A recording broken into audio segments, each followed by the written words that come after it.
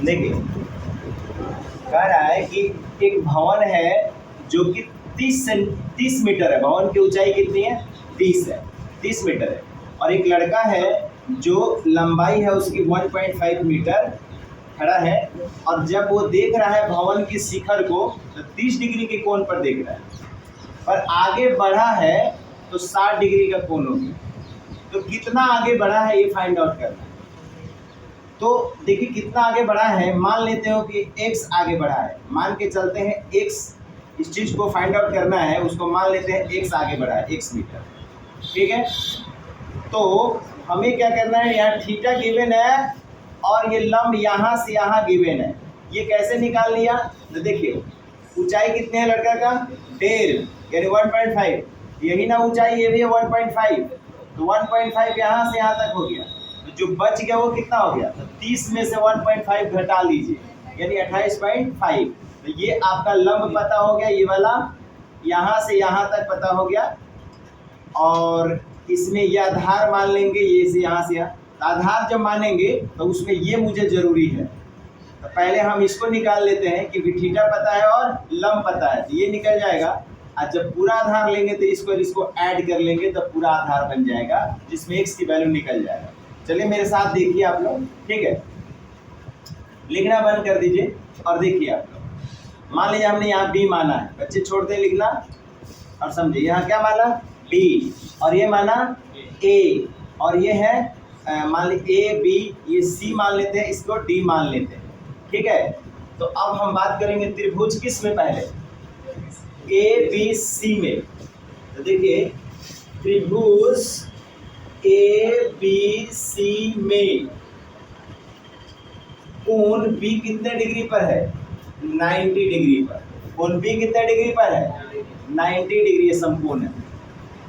और थीटा किस पर है? c पर थीटा है। कोण c जो है वो क्या है बच्चे? थीटा है, जो कितने डिग्री है? 30 डिग्री है। अतः हम उस त्रिभुज में बता सकते हैं कि कर्ण कौन है और आधार कौन है। कर्ण कौन हो गया उसमें? कर्ण हो गया 90 के, हाँ बोलिए, प्रॉब्लम बोलिए। हाँ ठीक है, इस त्रिभुज में है तो कोण कितना हो गया? 60 हो गया। हम सॉरी, इसका 60, बहुत बढ़िया, क्लियर हो गया। अब कर्ण कितना हो गया? कर्ण हो गया बी के सामने वाला, यानी AC कर्ण है। AC क्या हो गया? कर्ण हो गया इसमें, इस त्रिभुज में। आधार कौन बनेगा? अच्छा लंब तो पता हो गया आपको, लंब कौन है इसमें बोलिए? लंब है इसमें AB, जो कि निकाल चुके हैं, कितना? 28.8। वो कैसे? तो लड़के की जो लंबाई है वो कितना है? 1.5, तो यहाँ से 1.5 हो गया, तो टोटल 30 था, उसमें से 1.5 घटा लिए तो बचा 28.5, तो 28.5 मीटर, ठीक है। ये कर्ण लंब पता हो गया। तो tan बराबर क्या होता है? tan बराबर बताइए, इसमें थीटा है, tan बराबर क्या होता है बोलो? लंब बटा आधार। तो लंब ये हुआ और आधार ये मान लेते हैं, क्योंकि यही मुझे चाहिए। तो आधार इसमें कौन बनेगा? आधार बोलिए, आधार बनेगा BC। तो हम उठाते अतः tan थीटा बराबर, तो tan थीटा बराबर क्या होता है बोलो सब? लंब बटा आधार। इसमें बोलना है आप लोग को, पढ़ाई आप लोग की हो रही है, ठीक है। tan थीटा का बताइए कितना होगा? tan थीटा कितनी है? 60 डिग्री है, यही उठाया हूँ tan 60, ठीक है। इस त्रिभुज में ये थीटा उठाया, बराबर कितना? लंब कितना है इसमें? 28.5। आधार निकालना है, आधार हम मान के चलते हैं BC ही लिख देते हैं, ठीक है। अब tan 60 का मान बोलिए, √3/√3, वेरी गुड। और क्या होगा? 28.5 और BC, यहाँ कुछ नहीं तो आप एक मान के चल सकते हैं। तो इसमें मल्टीप्लाई करेंगे तो कितना आ जाएगा? BC √3, ऐसे गुना करेंगे तो 28.5, तो BC कितना हो जाएगा? 28.5, अब बटा कितना हो जाएगा? √3 हो गया। तो ये हमारा BC निकल गया, BC निकल गया, ठीक है। अब जब BC पता हो गया, अब मुझे चलना है इस त्रिभुज में A, B और D में, जिसमें आधार ये पूरा लेंगे, तो इसको और इसको जोड़ लेंगे। तो ये पता हो गया और इसको x माने हुए दोनों को जोड़ लेंगे और लंब पता है ही इस त्रिभुज में, आराम से निकल जाएगा। अब आइए हम बात करते हैं किस त्रिभुज में, जगह तो है नहीं, हम यहाँ घेर देते हैं, ठीक है ना बच्चे। यहाँ से दिख रहा है यहाँ, ठीक है, यहाँ तक दिख रहा है ना, चलिए ठीक है। अब बच्चे यहाँ पर देखो किस त्रिभुज में, त्रिभुज बोलिए आप लोग बताइए, A, B और D में। हाँ, तो इस त्रिभुज में थीटा कितना है, 30 है, तो हम यही उठा लेते हैं लंब बटा आधार। tan बराबर, तो tan 30 डिग्री बराबर क्या होता है, लंब बटा आधार होगा। तो tan 30 का मान बोलिए 1/3, ठीक है। और लंब कितना है इस त्रिभुज में, इस बड़े त्रिभुज में लंब 28.5।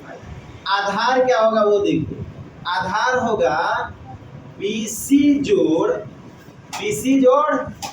CD, BC जोड़ CD, क्लियर हो गया, BC जोड़ CD। तो बताए 28.5 और BC कितना है, ये भी निकाले हैं 28 पॉइंट बोलिए 5 बाई कितना √3, ये कितना होता है 8 5 13, 13 और 2 15 होता है, तो 3 से कट रहा है, तो थोड़ा इजी कर लीजिए इसको। यहाँ पर इस स्टेप को देखिए इजी कैसे कर रहे हैं, हर पर मैं कर देते हैं। तो जब हर पर मैं करेंगे तो √3 गुना √3, आगे बढ़ के देखें ये हो जाएगा 28.5 और गुना √3, अब बटा कितना हो जाएगा 3, तो 3 से ये कट जाएगा, 9 3 का 27, बचा 1 15, तो 5 तिहाई 9.5, सही है ना, तो 9.5, तो ये हो गया आपको कितना 9.5 √3। ये वैल्यू पुट करना थोड़ा इजी हो गया आपके लिए। तो यहाँ पर सीधा रखिए क्या चीज है, BC के जगह पर 9.5 और √3 कितना 3। अब देखें आगे प्लस कितना, प्लस बोलिए बच्चे CD कितना है, x माने हैं, इधर हो गया 1/√3। अब हर पर मैं क्रॉस मल्टीप्लिकेशन कर देते हैं, ऐसे गुना करेंगे तो 9.5 √3 प्लस कितना x हो जाएगा, ऐसे गुना करेंगे तो 28.5 √3 हो गया, गुना हो गया। अब हमें क्या करना है, इस चीज को x को यहीं छोड़ दीजिए, तो बनेगा 28.5 √3 अब माइनस, क्योंकि इधर प्लस में है उधर जाकर माइनस हो जाएगा, तो आप बताएं प्लीज कितना हो जाएगा 9.5 √3। यस प्लीज, जाति मैच कर रहा है, जाति क्या कर रहा है, मैच हो रहा है। तो देखिए घटा करके, तो 28 में से 28.5 में से 9.5 जाएगा, तो 5 जाएगा, तो 0.9 में से 8 में से 9 नहीं जाएगा, तो 18 में से 9 गया तो 9, आइए कितना हो जाएगा, एक हासिल दिया थे, कितना हो गया 19.5, सही है गलत 3। हाँ, तो पॉइंट को हम यहाँ नहीं लिखते हैं, दशमलव के बाद पॉइंट तो हटा लीजिए, अब क्या लीजिए √3। तो इतना मीटर हमने क्या निकाल दिया, x की वैल्यू, और यही x की वैल्यू था जो लड़का कितना आगे बढ़ा है, तो कितना आगे बढ़ा है, x की वैल्यू यही ना है, तो कितना आगे बढ़ा है, तो 19.19 √3 90 √3 मीटर आगे बढ़ा है, तो आंसर यही हो जाएगा, है ना, आंसर यही लिख देंगे डायरेक्ट, यहीं पर आंसर बना दिए, इतना ही लड़का आगे बढ़ा है। सवाल समझ में आया कि नहीं, चलिए इसको नोट डाउन करो, मैं पॉज कर दूँ।